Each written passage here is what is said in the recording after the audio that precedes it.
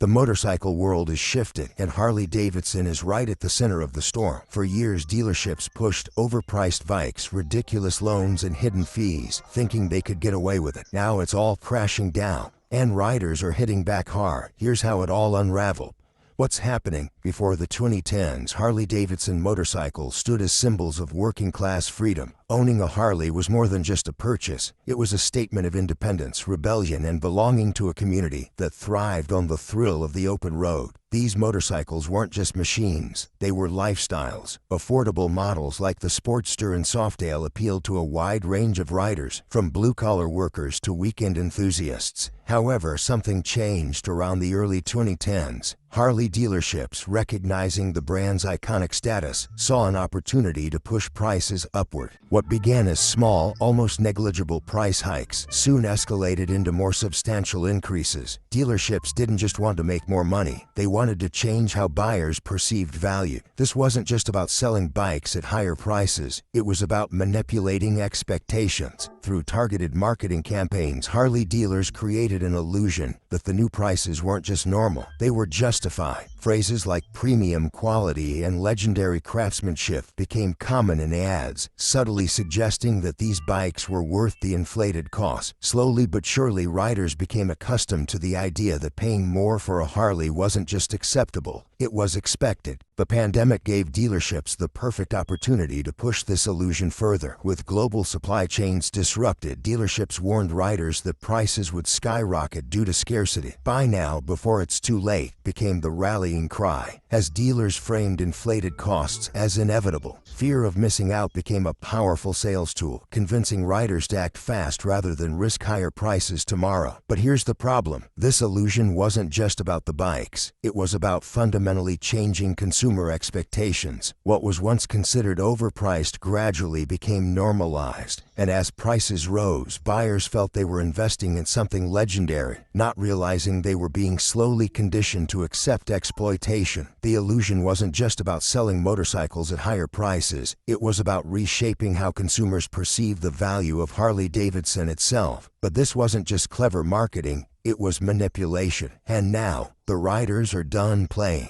While the illusion held strong, dealers were quietly setting a trap that would put buyers in financial shackles. The loan trap, financing freedom or financial prison. If price inflation was the gateway, financing was the prison. Here's how dealerships trapped buyers one payment at a time. As Harley prices rose, fewer buyers could afford to pay up front. Riding a Harley had become a costly dream, and dealerships knew they had to make the financial leap seem manageable. The solution: long-term financing, sold as a way to ride now and pay later. On paper it seemed simple, a manageable monthly payment stretched out over 5, 6, or even 7 years. But the reality was far more insidious. A $22,000 Harley financed over 7 years could end up costing closer to $40,000 by the end of the term. Why? High interest rates, sometimes as high as 12%, combined with extended payment periods, created a financial trap. Riders thought they were getting a deal because the monthly cost seemed affordable. In truth, they were committing to years of payments on a bike that was steadily depreciating. Younger riders, often the most passionate about the Harley lifestyle, were hit the hardest. Many lacked strong credit scores, making them easy targets for predatory loan structures. Dealers keen to make the sale framed these long-term loans as gateways to freedom, emphasizing the thrill of the ride rather than the long-term financial commitment. Even more deceptive were the reassurances. Dealers often suggested that refinancing would be possible in a few years, once the bike's value supposedly increased. But refinancing rarely panned out, especially as the bikes lost value faster than payments could keep up. Riders found themselves stuck, paying thousands more than the bike was worth, with no realistic way out. The most damaging aspect was the false sense of security. Dealers framed long loans as an opportunity to live the dream now and worry about costs later. But that later never really arrived, as payments dragged on for years, often leaving riders financially exhausted and resentful. Financing became less about affordability and more about maximizing dealership profits at the expense of long-term customer loyalty. But the loans weren't the only trick dealerships used to keep control. There was something even more deceptive. Hidden fees and the phantom bike phenomenon. Dealerships didn't just inflate prices, they buried extra costs in plain sight. For many riders, buying a Harley wasn't just about the bike, it was about the experience. Walking into a dealership, seeing the shiny new models, hearing the engines roar, this was all part of the thrill. But that excitement often blinded buyers to the reality. The manufacturer's suggested retail price was just the starting point. The real cost ballooned with added fees. One of the most notorious charges was the destination fee, sometimes as high as $2,000, allegedly covering transportation costs from the factory. Then came dealer prep fees, which could add another $800 for what amounted to basic setup. Market adjustment fees, charges tacked on simply because a model was popular, could spike costs by $4,000 or more. Finance managers were often trained to slide these fees into the paperwork subtly, a quick signature here, an initial there, and suddenly the price had climbed by thousands. Riders, caught up in the excitement, rarely noticed until the deal was done. Worse still were the phantom bikes. Dealers would keep popular models hidden in the back, creating the illusion of scarcity. They would stage sold tags on bikes that weren't actually purchased, making buyers think they needed to act fast or miss out. This artificial scarcity made riders willing to pay more, just to feel like they were securing something special. The dealership strategy was simple: overwhelm buyers with excitement and paperwork, making the real cost a secondary consideration. Only later would the reality set in, leaving many to wonder why their new ride cost so much more than expected. The high prices weren't just due to demand, they were deliberately inflated through manipulative practices and hidden fees. But even as riders started catching on, dealerships had one more move left: a calculated game to keep buyers locked in. We've done the research, talked to riders, and exposed how Harley-Davidson dealerships got themselves into this mess. If you appreciate real, unfiltered content, make sure to hit the like button and subscribe to our channel. Riders realized the scam. The quiet backlash begins. The first act of rebellion wasn't a protest, it was a pause. As stories of inflated prices and shady loans spread, riders began to connect the dots. Online forums and community pages buzzed with discussions about dealership tricks. Videos exposing hidden fees and explaining how loans spiraled out of control went viral. The collective realization set in: riders had been played.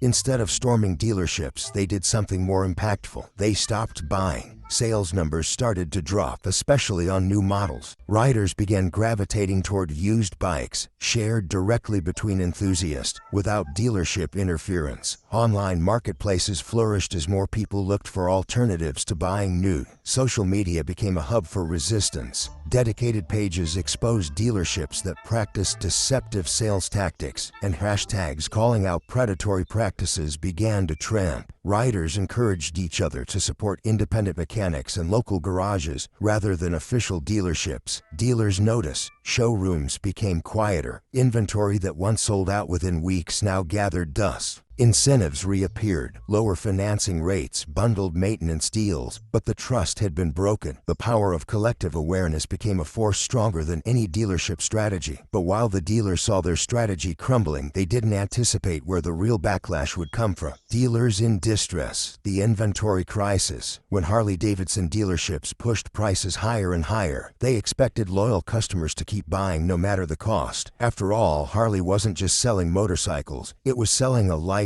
an icon of American freedom on two wheels. But as reality set in, the flaws in this approach became brutally clear. Dealerships had stocked up, banking on the assumption that high prices wouldn't slow down demand. Rows of brand new cruisers, baggers, and touring models lined showroom floors, each gleaming under the lights, waiting for a rider willing to pay a premium. Initially, this strategy seemed to work. Customers lined up, desperate to own a Harley, even if it meant stretching their budgets to the limit. But the tipping point came quicker than anyone expected. As inflation soared and the economy tightened, consumers became more cautious. Showrooms that once bustled with excited buyers became eerily quiet. Instead of selling out, dealerships found themselves drowning in unsold inventory. Bikes that had once sparked bidding wars now sat silently, collecting dust. Financial pressure started to mount as dealers realized they had loan payments on these idle bikes. The bikes had been financed with the expectation of quick turnover, but instead, they remained stuck in the showroom, depreciating in value day by day. Cash flow dried up as the costs of maintaining the inventory outpaced any revenue.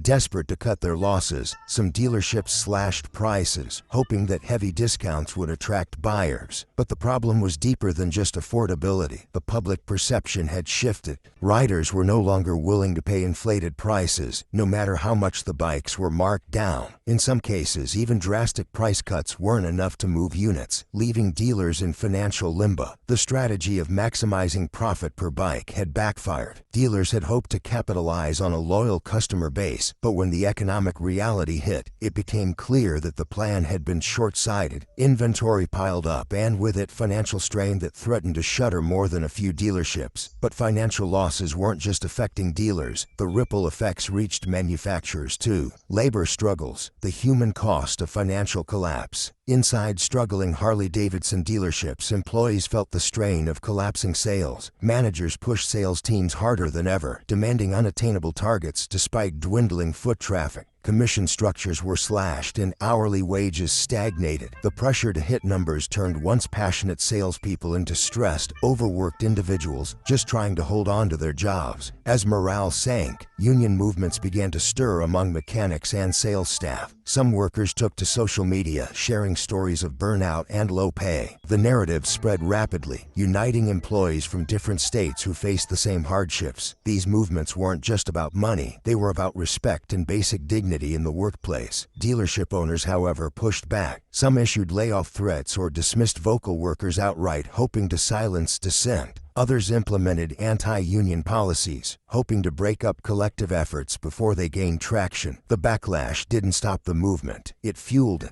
Stories of unfair treatment went viral, drawing public support. Riders who sympathized with dealership workers started questioning Harley's management more critically, further eroding brand loyalty. As workers take a stand, the pressure on Harley-Davidson grows even more intense. Legislative crackdown, governments step in. For years, motorcycle dealerships, particularly those selling Harley-Davidson bikes, got away with practices that pushed consumers to their financial limits. From hidden fees to deceptive financing terms, dealerships played the long game. But as consumer frustration reached its peak, state and federal governments could no longer turn a blind eye. The legal backlash wasn't just inevitable, it was overdue. States like California, New York, and Texas took the lead in introducing consumer protection laws aimed specifically at motorcycle dealerships. These new regulations set clear limits on hidden fees and enforced transparent pricing. No longer could dealerships tack on vague market adjustment fees that inflated the final price by thousands of dollars. The laws also regulated financing terms, preventing the kind of long-term, high-interest loans that left riders underwater within just a few years. The Federal Trade Commission joined the fight, launching investigations into dealerships accused of predatory financing and misleading marketing. Harley-Davidson itself faced multiple class action lawsuits from disgruntled buyers who claimed they were tricked into paying more than they bargained for. Consumer rights groups rallied to demand compensation for those overcharged, arguing that the financial strain caused by these practices went far beyond mere buyer's remorse. However, Harley-Davidson and dealership associations didn't take these measures lightly. They mounted aggressive lobbying campaigns, arguing that these new regulations would cripple small businesses, especially in rural areas where motorcycle sales played a vital economic role. Industry leaders claimed that stricter laws would lead to job losses and the closing of family-owned dealerships. Yet, public sentiment was overwhelmingly on the side of tougher regulations. Riders, many of whom had felt exploited for years, took to social media to share stories of financial strain. They flooded forums with tales of how dealerships manipulated them into long-term debt with little recourse. As more stories surfaced, the demand for holding dealerships accountable grew louder. It wasn't just about money, it was about restoring a sense of fairness. The legal crackdown highlights a critical divide between corporate interest and consumer protection. Dealerships argued for economic survival, but riders saw the laws as long overdue justice. As dealerships fight for survival, consumers find their voices are finally being heard.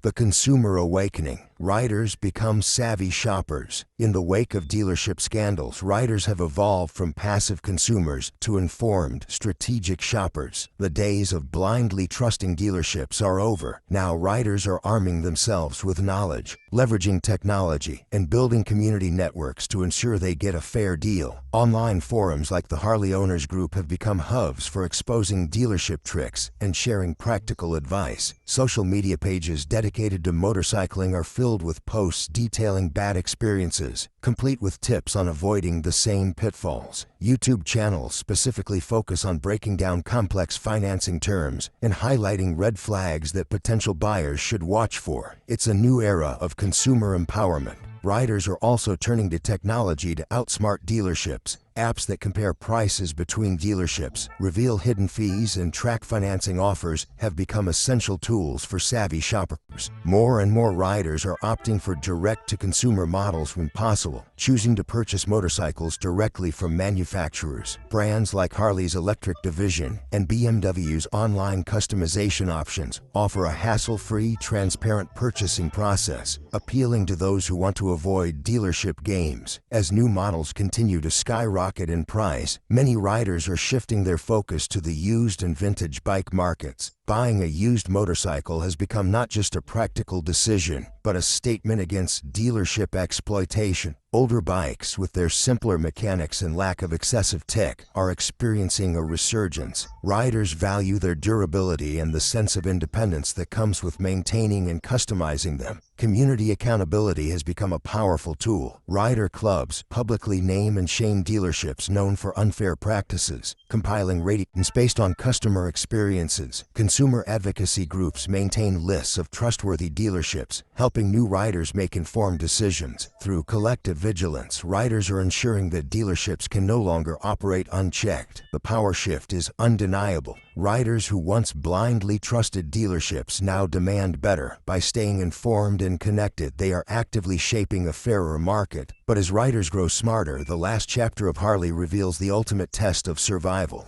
The community rises, building a new riding culture. Motorcycle culture has always thrived on a sense of freedom and brotherhood, but with dealerships increasingly seen as profit-driven corporations rather than community hubs, riders are taking matters into their own hands. As the traditional dealership model crumbles, grassroots initiatives are stepping in to fill the void, fostering a new kind of riding culture, one driven by passion, not profit. In cities and rural areas alike, grassroots motorcycle events are on the rise. These events celebrate classic and affordable bikes, rather than the latest high-tech models that often come with inflated price tags. Vintage motorcycle rallies have become more than just a gathering. They are now symbols of resistance against commercial exploitation. Riders come together to showcase their retro builds, swap parts, and share stories about the joy of maintaining a simple, reliable machine. Community garages are also emerging as vital spaces for riders. These shared workspaces allow bikers to maintain and repair their own bikes without dealership intervention. Riders bring their own tools, share expertise, and pass down mechanical knowledge. It is not just about fixing bikes, it is about building connections. For many, working on their machines alongside fellow riders is a far more authentic experience than visiting a dealership service center. Social media has become a powerful tool for uniting riders who feel disillusioned by corporate tactics. Online groups and forums focus on promoting responsible buying practices, sharing tips on avoiding financing traps, and exposing predatory dealership behaviors. Content creators are stepping up as advocates for the community, creating videos that educate riders on how to negotiate fair deals or how to service their own bikes. The online solidarity among riders is not just vocal, it is actionable. At the heart of this new culture is a revival of heritage. Riders are not just preserving classic models, they are honoring a mindset. The push for maintaining and customizing older bikes is as much about rejecting modern consumerism as it is about embracing tradition. In a time when new bikes are often laden with unnecessary tech, the simple pleasure of a vintage ride feels like a rebellion. The spirit of riding thrives through community-driven efforts, not corporate dominance. As riders take ownership of the culture, they find freedom not just on the road, but in how they define the experience.